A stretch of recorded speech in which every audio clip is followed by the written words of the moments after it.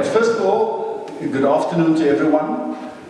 Thank you for the invitation to spend some time with you this afternoon. I'm told that you've got all the time in the world, so I'll keep it down to about 4 hours, if that's okay with you. So there are no hearing problems, I can see that. Just testing. Okay. I'm not very good with slide presentations, so I'm going to look through some of it. For me, it's eye candy. You know, it's nice to see stuff. But I'm a guy that likes to talk. And I'm going to move around a little bit, if the video people don't mind. There are 3 things that I would like to do with you in this 30 minutes or so that we have together. And I'd like you to think of the afternoon as flipping through a family photo album. If that's the image, if you can conjure up that image. I know in the modern world we don't do photo albums anymore. But think of this afternoon's presentation as a flip through a photo album. And we'll zone in on 1 or 2 photographs. And a picture says 1,000 words, is that the expression? Yeah. So there's a lot more that one can say about the picture, but at least get a feel for what's in the album. And we can always go back and discuss some of the other pictures as well. And I'm going to take a picture, 1 picture per century. How's that?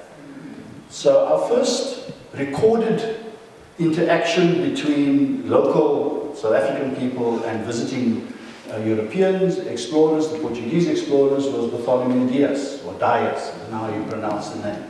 So that takes us to 1488. Now, I want to start there. It doesn't mean that there wasn't a prehistory, or history prior, to that. So I want to take a snapshot from the 1400s, a snapshot from the 1500s, a snapshot from the 1600s, and so forth. And I'm sure that as I talk, you will have your own pictures, your own snapshots that you would want to recollect. So let me share very quickly these snapshots, and then we'll come back to fill it with the narrative. So, 1488, Bartholomew Dias is a Portuguese explorer. He's funded by the Portuguese government, told to then find a route to the Spice Islands, a route to India, I guess. Southeast Asia is where he's wanting to go. He ends up in Mossel Bay, for goodness sake. I mean, who goes to Mossel Bay? Really? Is Mossel Bay even on the map? I don't know if you've been to Mossel Bay. I was there a couple of weeks back as we went to the Grahamstown Arts Festival. And I thought I was in Portugal. So if you want to go to Portugal, go to Mossel Bay instead. It's cheaper. All the towns have Portuguese names. The roads have Portuguese names. Fascinating. Anyway, Bartholomew Dias arrived, and unfortunately, that encounter resulted in the death of a Khoisan person. Bartholomew Dias shot and killed a local Khoisan person. Now you're looking at me like, where did you dig that up? You know. Now let me warn you, you're looking at my photo album. There's a lot of strange photos in that album, okay? And you're welcome to ask all sorts of questions. So there was an altercation at the watering hole. Cultural protocols were not followed. The Khoisan people shooed him away, and he pulled his crossbow and shot and killed 1 and injured a second. We know about this because his fellow countryman Vasco da Gama came by this way 10 years later. And just as a footnote, the diarist, you know, when you go on a long trip, especially an official trip, you get a briefing note. Watch out for this, watch out for that, and there was, watch out, you know, Diaz shot and killed somebody there, those savages over there, you know, be careful. And that's how we know about that particular incident. So that's the 1400s. A picture from the 1500s, wow, 1510. Another Portuguese person, this time not an explorer, but an esteemed government official with a title, Viceroy Francisco de Almeida. He was on his way home from India, He was retiring, he was 60 years old, he had served his time, and the convoy or fleet of ships stopped in Table Bay, as was a habit already, and there was an altercation between some of the sailors and the locals. Now, like we always say to tourists, you know, do not go beyond the city limits alone. It's a dangerous place, you're going to get beaten up, you know. And that's exactly what happened. Guys came back with bloody noses, and Almeida took umbrage, and the next day decided to attack the local people. This is in 1510. He committed 2 cardinal sins, Almeida did. Kidnapped women and kidnapped cattle. There was a war, a fight, and the 3/4 of the Portuguese fleet met their death on the beach sands of Salt River. If you can imagine, there was a beach in Salt River. Salt River, Woodstock, Cape Town, that whole stretch. So I write about it, and it's called the Battle of Salt River. No. Wow, okay. It's another picture that's not in your photo album, I know, but it's in mine. It's an important picture because it speaks to the engagement between visitors and the local people. So that's a picture from the 1500s. Now, a picture from the 1600s. Now, of course, there are many more pictures from the 1500s, and we can come back to that. But from the 1600s. Now, the normal picture that everybody's got is a good old young. And we're not about to bash young today, okay? But let me take you to, let me turn it into a quiz. Let's have some fun. Who was the first South African to travel overseas? Pardon? Harry. Harry? I don't know Harry. No, it wasn't Harry. Jack, maybe? No. So it was a gentleman from Cape Town in 1613 who traveled to London, England, on board a ship called the Hector. And he was the guest of the then wealthiest person in England, Sir Thomas Smythe. And Sir Thomas Smythe was the owner of the largest maritime fleet of ships, then called the British East India Company. And you can tell where this story is going because the competitor was the Dutch East India Company. And so these two global empires had their altercations. The one cutting the heads off 20 of the executives of the other. Just a small detail. Anyway, so the local Khoisan chief traveled to England, was the guest of Sir Thomas Smythe, learned a bit of English, learned a little bit about the shipping business because he was going to be the point person for the company in Cape Town. Makes sense. 1613. Now I'm told Van Riebeeck arrived in, he's been well indoctrinated, 52. That is quite correct. However, that was his second visit. So, yeah, he was here before, 4 years earlier, but we can talk about that later. So, when Van Riebeeck arrived, somebody mentioned the name Harry. We're talking about Harry the Strandloper, that one. Harry the Strandloper. H-E-R-R-Y, as the book's describing. His Khoisan name is Otshomatu. Otshomatu, much like Tore is our Khoisan chief from 1611. Otshomatu was also the link person for the passing fleets. Unlike Tore, who went to London, Harry, Otshomatu, was taken to Batavia to study and to understand the business and to learn the language, because he was going to be the point person for the ships passing around the Cape. It's now the next generation. And so it would make logical sense to assume that, well, we not make logical sense. The Dutch East India Company made it a policy that every ship that anchors in Table Bay should clock in with their chief procurement officer. It would make sense, isn't it? Why else would you have someone in the Cape to look after all your needs? So this was a multi-faceted job.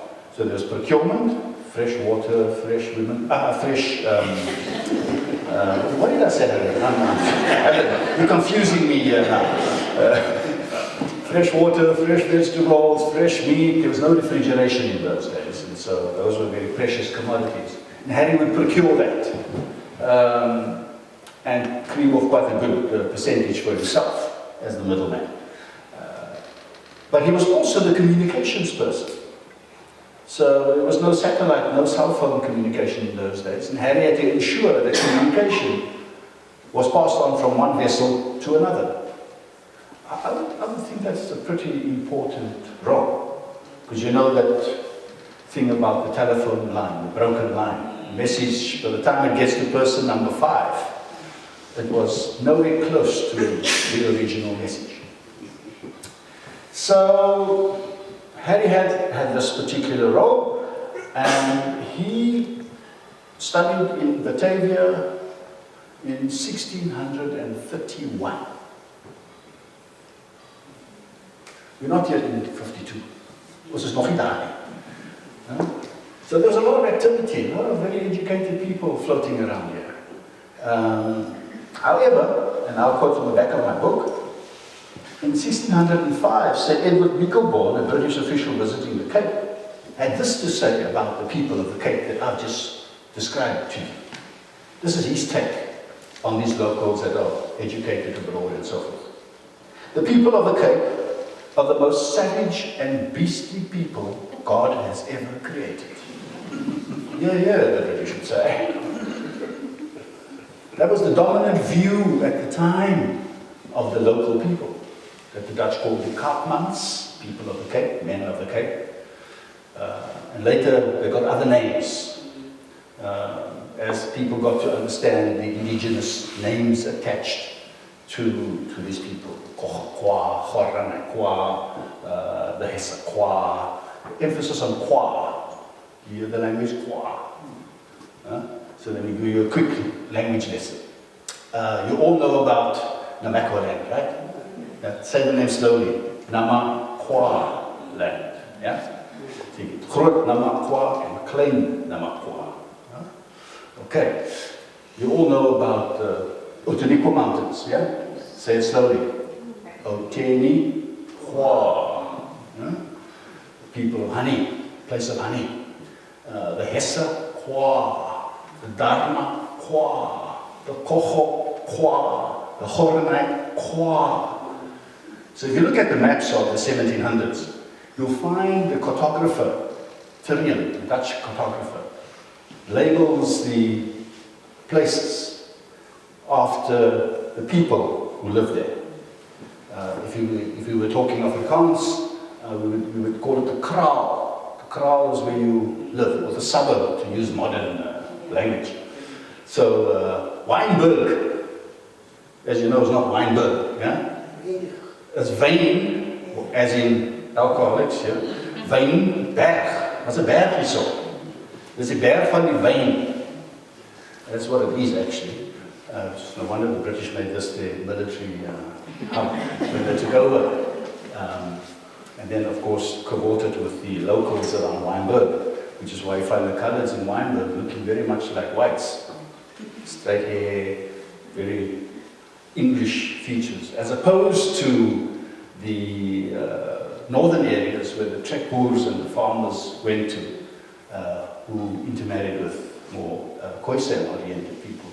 And so your coloured people from that area have a different texture, hair-wise, skin-wise, and so forth. Fascinating, fascinating. And we deny that there's any intimacy here. Let's not talk about that. Okay. So we are still in the 1600s, right? We've got a snapshot of good old Harry. we're not going to talk about Van Riebeeck. Let me give you one more snapshot from the 1600s. Krotoa. Krotoa was Harry's niece. I mean, Harry was a corrupt guy because he got his niece, who was 10 years old, to be the maid in Van Riebeeck's house. I mean, how's that? I mean, you know, it's what we call insider trading, man, for goodness sake. Chop for my sister's daughter. Okay? Jannie and Maria Van Riebeeck, you need someone to wash the dishes for you, you know. My niece, 10-year-old Krotoa. They called her, they renamed her Eve, Eva. But Krotoa was just too difficult to say. And long story short, by the time Krotoa was 15 years old, she could speak Dutch, Portuguese, English, and so forth. And she sat at the table translating and negotiating with Van Riebeeck, with the visiting ships. Because the ships would come by. Uncle Harry, there's no corruption, eh? Uncle Harry would be the procurement guy. Niece would do the translating. I mean, talk about a family business. Man, oh man. And then, of course, the chief medical officer of the Dutch East India Company, the VOC, falls in love with the einste domestic worker. Now, you know, white men falling in love with domestic workers is not an odd thing. We just haven't acknowledged it, really. But was she a domestic worker? This was a sophisticated, well-heeled, indigenous woman, a linguist of note, who understood commerce, who also just happened to wash the dishes. I'll tell you a little joke. I was working in the garden one day, and someone came by and said, "Hey, young man, what do you charge to do the garden?" I said, 150 rand, you know. "Okay, can you come on Saturday?" "Yeah, sure. And I pitched up, you know.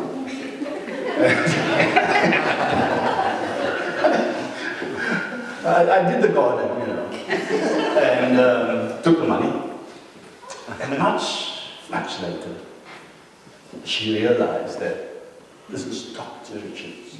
And she was so embarrassed.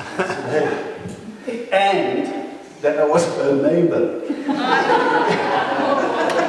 Okay, it would have worked out that I was living in a white suburb, you know, and I had a house there. I was living there. And I was working in the garden. I mean, what are the chances that the guy working in the garden is also the owner of the house? Not a chance in hell. So I played along and shame. I shouldn't do that, but so it happens. It happens. So Peter van Nierhoff, who was from Denmark, Copenhagen, falls in love with Krotoa. They get married. It was such a high-class affair that the wedding ceremony and the what do you call this thing afterwards? The party, the job, the reception. That's it. Was funded by the government. It was a government-funded wedding reception. I don't have to believe me. You know, I'm just going to read the diary of the governor, Wagner, the guy that came after Van Riebeeck. So, I've now dwelled on this 1600 page. 3 photos I gave you. Let me go to the 1700s quickly. So in the 1700s, we know that smallpox wiped out 3/4 of the Khoisan people because they were immunized for it. But in the midst of all of that, a young man by the name of Adam Etta, we know him as Adam Kok, is born. His parents die in the smallpox epidemic. He survives, and he's the figure through the 1700s of South African history. He gathers, you know, this thing about the law of attraction, and he attracts to himself people who feel excluded from mainstream society. That would include criminals, of course, always feel excluded, bandits, single European sailors looking for a good time, and a generation of kids growing up around the castle who were not quite white, not quite Khoisan, not quite slave, hulle is Easts. No? I won't mention what they are. But just take a look around the room and you'll see some of them very sleeping here today. You know, it's like, what do you get when you put a white and a black person together? What do you get when you put a white and a Khoisan person together? What do you put when you get a slave and a white person together? You get Catonians. Huh? All the different shades of brown. I always say the most exciting time in a colored family is when a woman's about to give birth. You just never know. A man with night.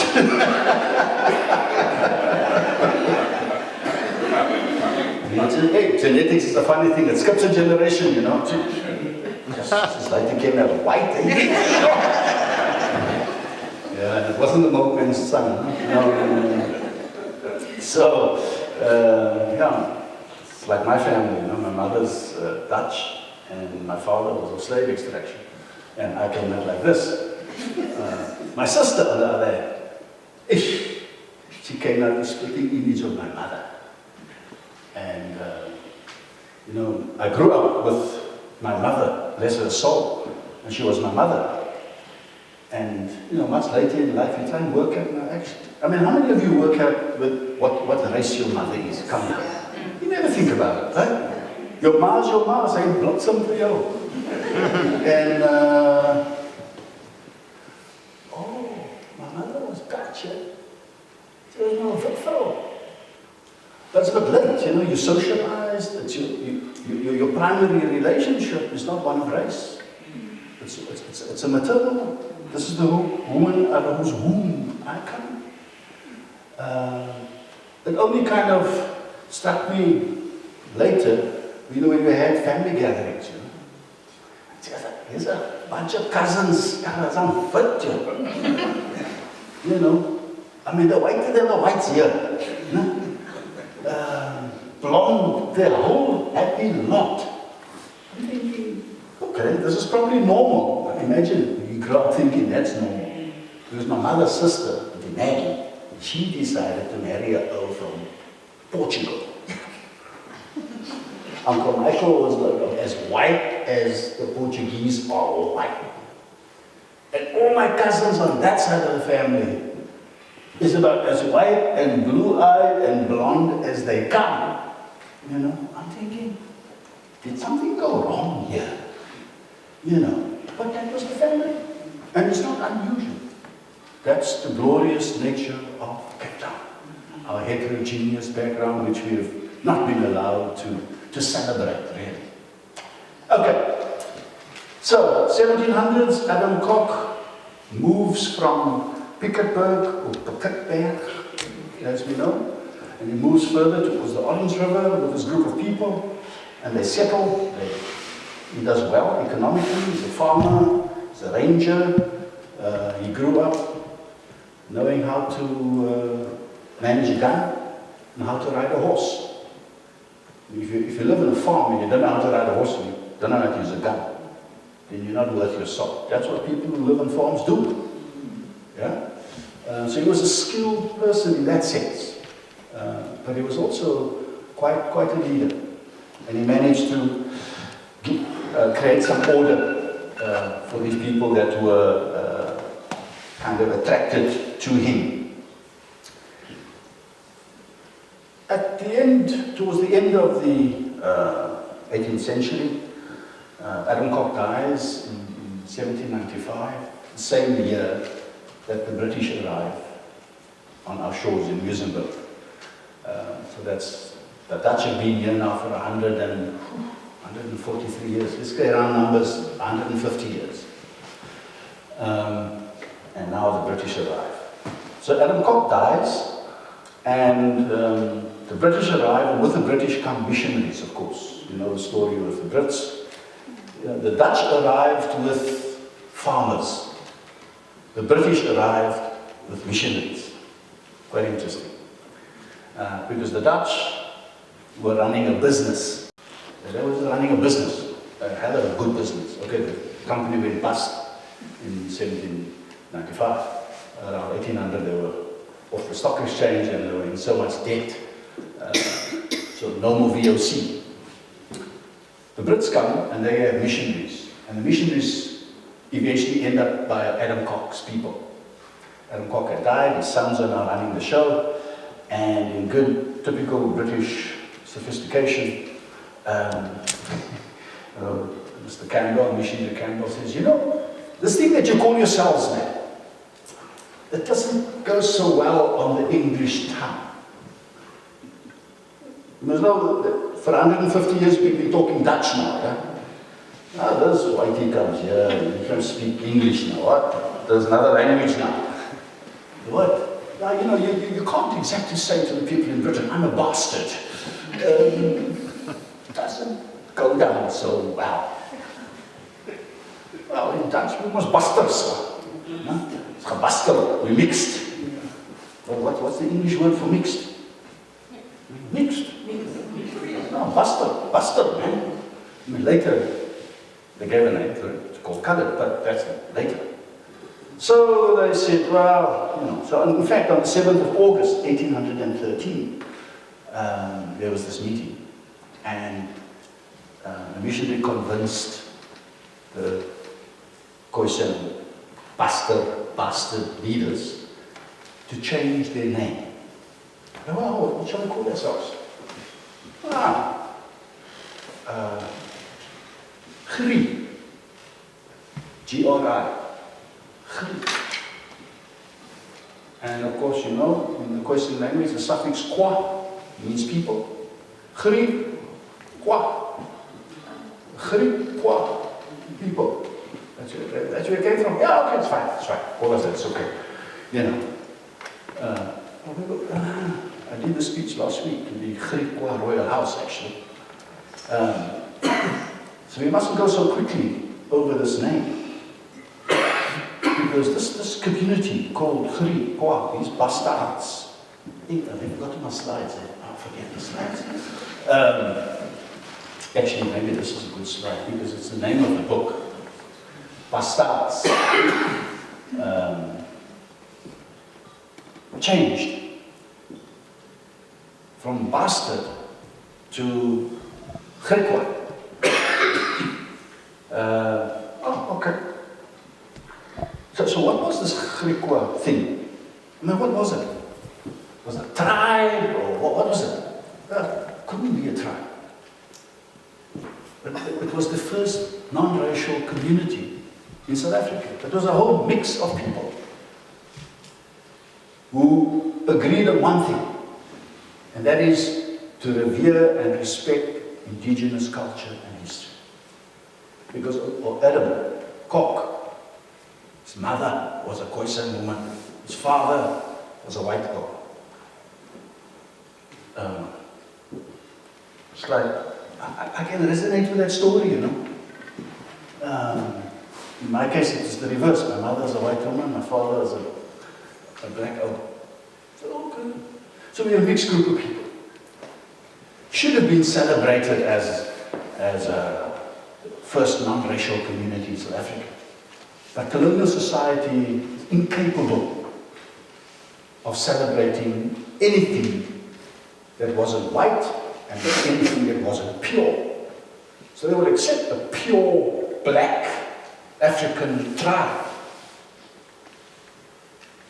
And what do you do with the Griekwas? Now just to add some humor to it, dark humor, the apartheid government didn't know what to do with it either. Or either. So either. So they called it, they classified the Griekwa people as Bantus. Really? I mean, have you had a good look? I don't know if you're familiar with anyone. Anyone know a Griekwa person? No? Yes? No? Yes? I mean, if you look at the Lefleur strand of the Griekwas, Lefleur is about as white as the white Owens here. So when you don't just I think you're a Griekwa, I must check. Yeah, I'm beginning to have my doubts here, you know. Now, of course, you would know that a few years ago, I would never be able to joke like that. You'd be burnt at the stake, because that's heresy. And so, my theme is this intimacy thing. We cannot understand South African history if we don't acknowledge some people went to bed, man, and had kids like me. I was given a whole bunch of labels through history. And the question that I've got to ask is the question that I ask in the title of my book. So, well, what am I to you? A bastard, this mixed person, who is the equivalent of non-human? Or am I a human being? And now it gets a bit tricky and sensitive. We can unpack that. Now, I'm still stuck in the 1700s. I'm still page through my photo album. So, let's go to the 1800s. In the 1800s, the British are here. It's the era of the British. And if you're from Durban, or anywhere thereabouts, if you're a colored person from Durban, then you would know that a white guy by the name of Henry Finn. You know the name? Henry Finn. So Henry Finn was good friends with Shaka. It was the era of Shaka, yeah? And somehow, Finn stopped geluk. He knew some first aid and medical stuff, and one of the Zulus were ill, and he made some concoction, gave it to the person healed, and you of course know what Shaka did. Medicine man. Yeah? The most revered and respected person in African culture. Medicine person. And so as a gesture of thanks, Shaka gave Mr. Finn 9 maidens. Now in Cape Town, on the Cape Flats, we would say, hy het nie goose gekry. 9 maidens. And as a decent fella, he decided to give 3 of them to his brother. You know, you can have 3, I'll keep 6. And he had kids with all of these women. And the Natal colours come from that kind of stock. Of course, Mr. Finn wasn't happy with his 6 Zulu maidens. He decided to come to Cape Town, and he married a white woman, just to balance things out, you know. And he had some more kids in Cape Town. And so, fast forward 200 years, and the Finns are having a fight with the apartheid government about forced removals, because the Finns were first classified British, then they were classified coloured, then they were classified Zulu, and it was just, I mean, why do you classify a group like this? So that's my picture from the 1800s. Come to the 1900s, which we know well, because most of us are born in the 1900s. But what picture comes to mind is the Anglo-Boer War. The second Anglo-Boer War. You know, there were 2. The first Anglo-Boer War, or I'll call it South African War, was in 1881. This was the time of the discovery of minerals. And so diamonds were discovered, and as in good British fashion, because they were the colonial masters at the time. By the way, diamonds were discovered on whose ground? The Griqua ground. And so the British thought, we'll just help you and we'll annex you. So they annexed Griqua land, Kimberley area, became a British colony. Then gold is discovered. Was it going to be that easy just to annex the Transvaal? Because the Transvaal by then was an independent republic with a klomp boere that knew how to fight and would fight back with guns. I mean, the indigenous people, the Xhosas and the Zulus, yeah, they would fight with their spears. I mean, come here, who's going to fight with a spear and a shield against a gun? Are you mad? I mean, their prophets would tell them, no, don't worry, the bullets are going to turn into water. Oh, you're nuts. Where do you come from, man? I mean, that's how the indigenous people, oh, come on, they don't know about fighting. I mean, you would know that in the 1960s when the ANC and Nelson Mandela decided to opt for the armed struggle, they had a debate about, okay, you must take out inanimate objects, you must avoid people. Hey, learn from the white people, man. If you want to take over, so we'll put the Owens in a concentration camp, man. Starve them to death, burn their houses, burn their cattle, burn their fields. It's called the scorched earth policy. That's how you fight a war.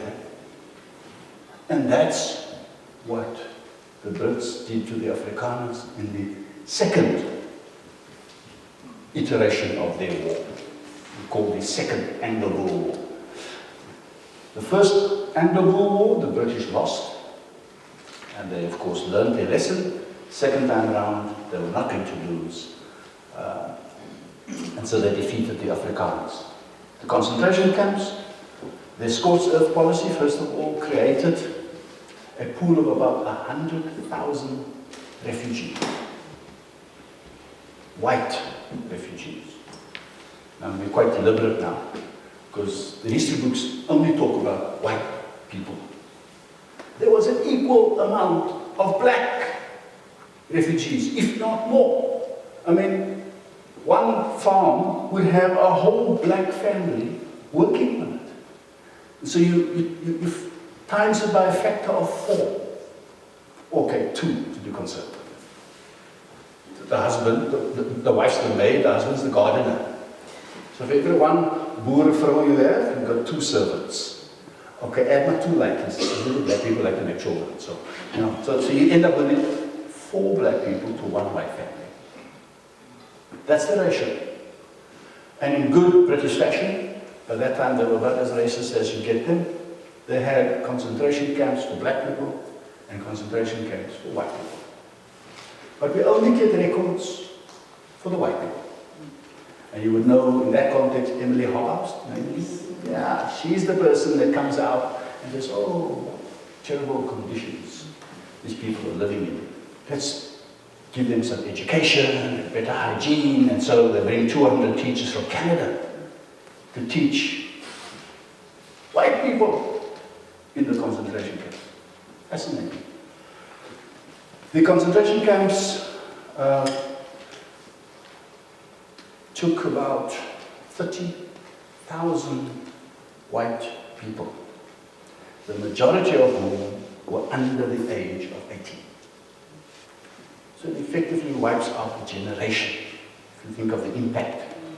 And it's something that the Afrikaners have not forgiven the British for, up to today.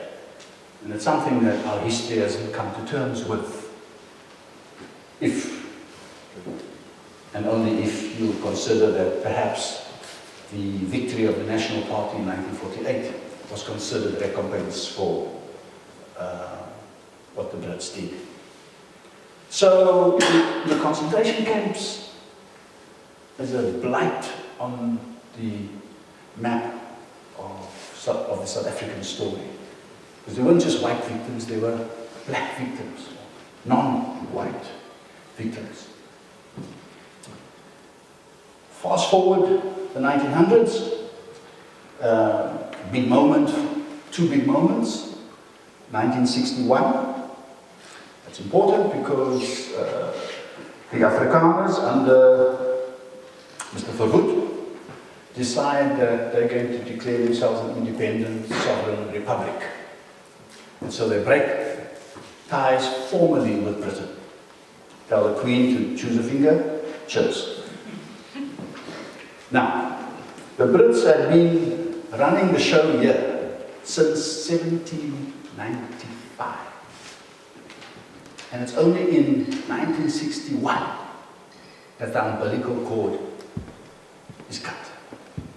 It's 163 years.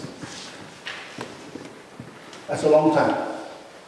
It's enough time to impose your culture, your language, your traditions, your DNA onto a people. Now think of it from the perspective of an indigenous Khoisan person. Because you see, South African history generally starts, black South African history generally starts with Shaka.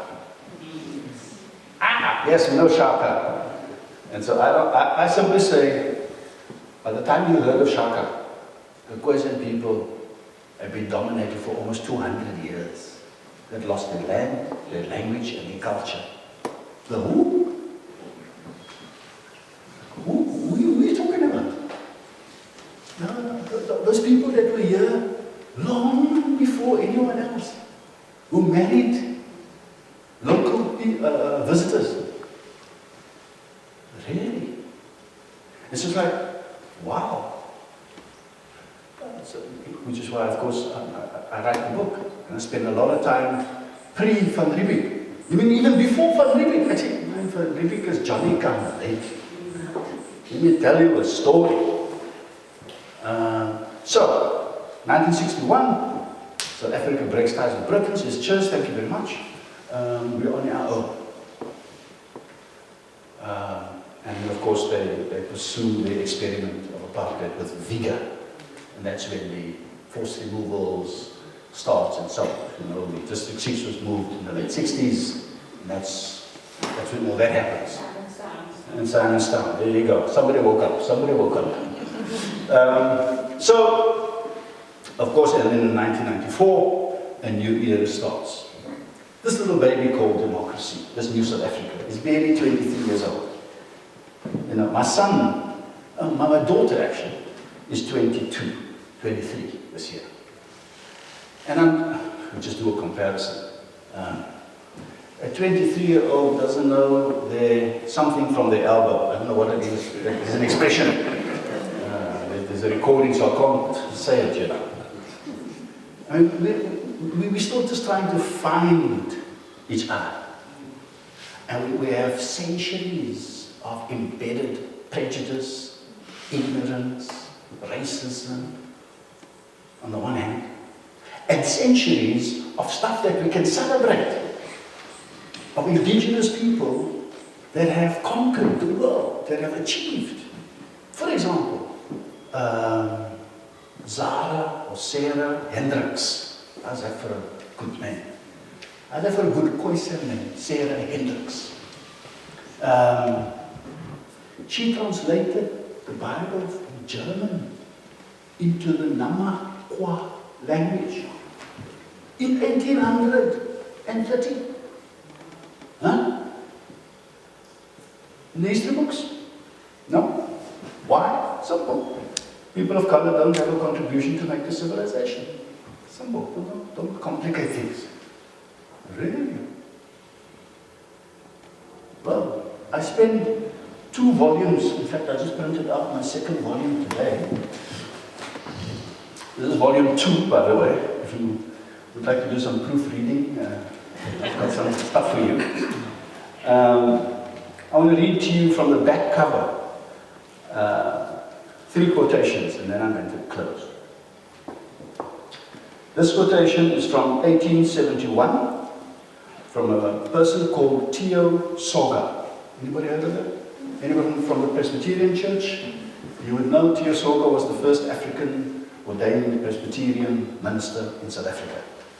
Finished his high school in Scotland, came back to South Africa, felt a call to ministry, went back to Scotland, studied theology at seminary, graduated, and then, as these things happen, falls in love with who?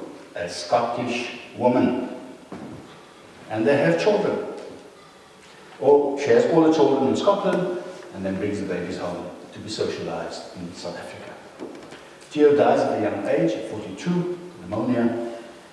And this is what he says on his deathbed to his kids. For your own sakes, never appear ashamed that your father was a Kaffir and that you inherit some African blood. Do not live life as a white man, but as a colored.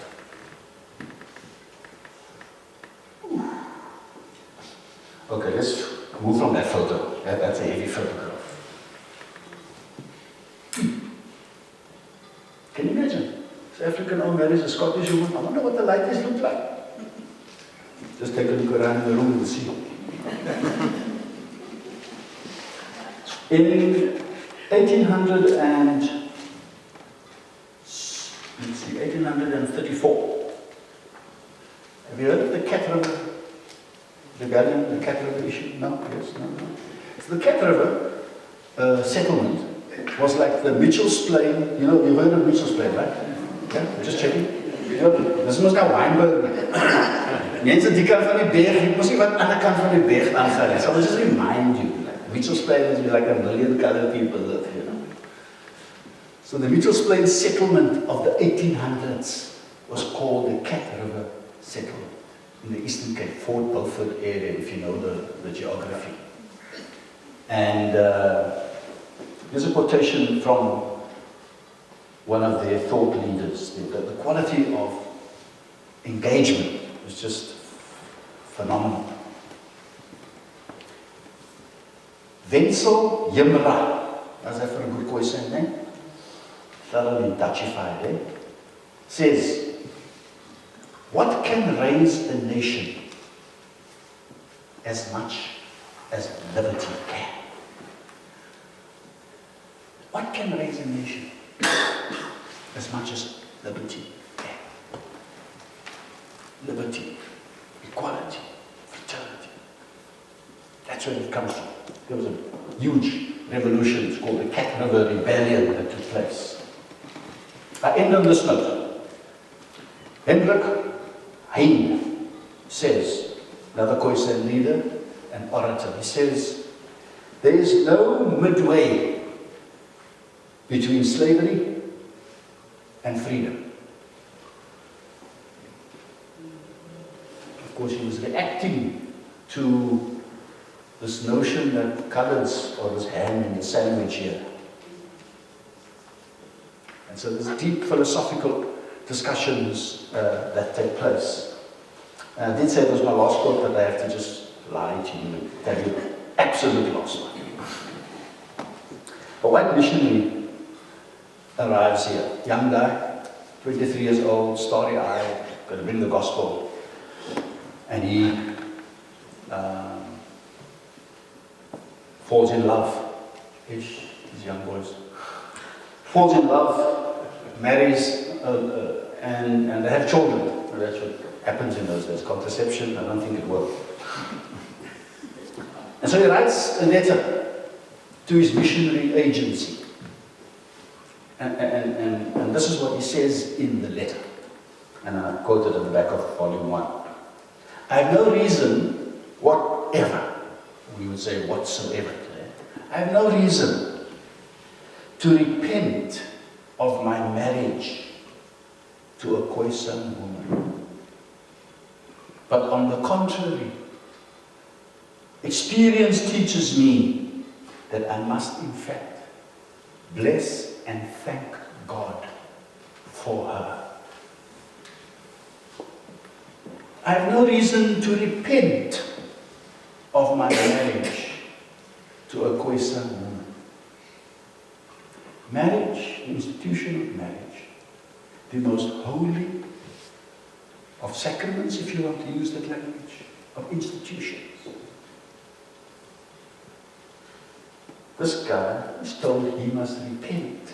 Now you repent if you've committed a sin. Forget the crime. Crime is easy, but when you commit a sin in the eyes of God, this guy says, what did I do wrong? What did I do wrong? I mean, if I lived in our era, we would say, love is blind, love is colorblind, except in South Africa. Whites only fall in love with whites, colors only fall in love with colors. African. It's funny how we redefine intimacy. And when we look back at our history, we discover that there are centuries of intimacy that existed between people visiting and the locals. And we are only now beginning, 23 years into democracy, beginning to touch the topic. This book has been endorsed by the Education Department as an alternative history to be taught and integrated into the high school curriculum. Because the snapshots that I've shared with you, you will not find in the other photo albums. They're in my photo album. And the experts have checked it out, checked my sources, and they said, actually, ja, is nogal true, hè? Is nogal true, hè? I can use other language to tell you that it's true, yes. So, ladies and gentlemen, those are the quick snapshots that I thought I would share with you. And as you can tell, I never even got to my slides, which I don't particularly fancy. But just to say quickly, I've written a few other books, and there they are if you're interested. Let's just leave it there, that's fine. We can talk about that other stuff some other time. So, to end on a personal note then, I'm a local boy, born and raised in Cape Town, here in the southern suburbs. I've got 3 sisters who are still alive. My parents have both passed on. My eldest sister is 69, I think. And we're all sort of 4 years apart. And yeah, Cape Town's been my home. I lived and worked here until I went abroad to study. Lived in Johannesburg for 12 years. I lecture locally and abroad. My wife calls it talking nonsense. Okay, fine. But that's me. So thank you very much.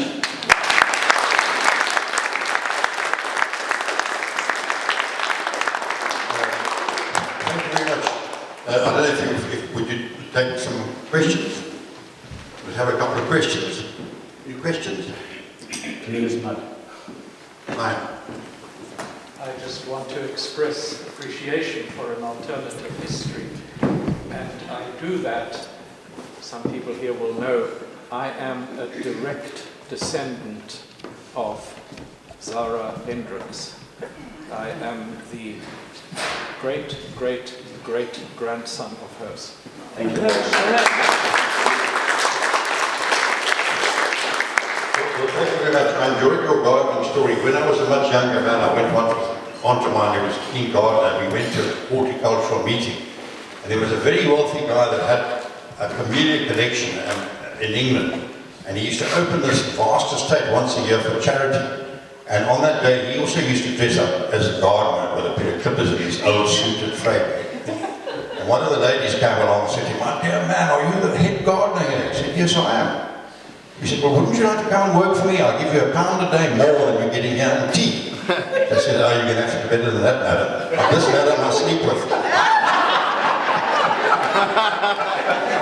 Could we just keep this above board, please?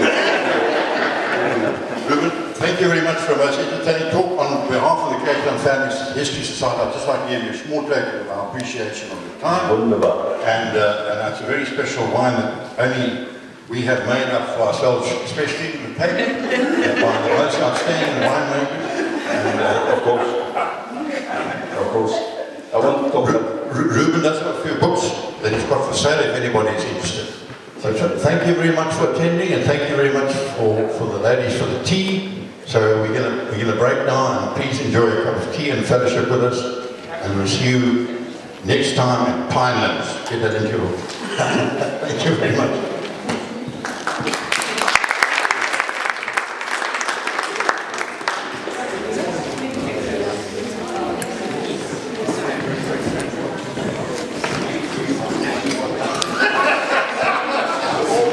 Yeah.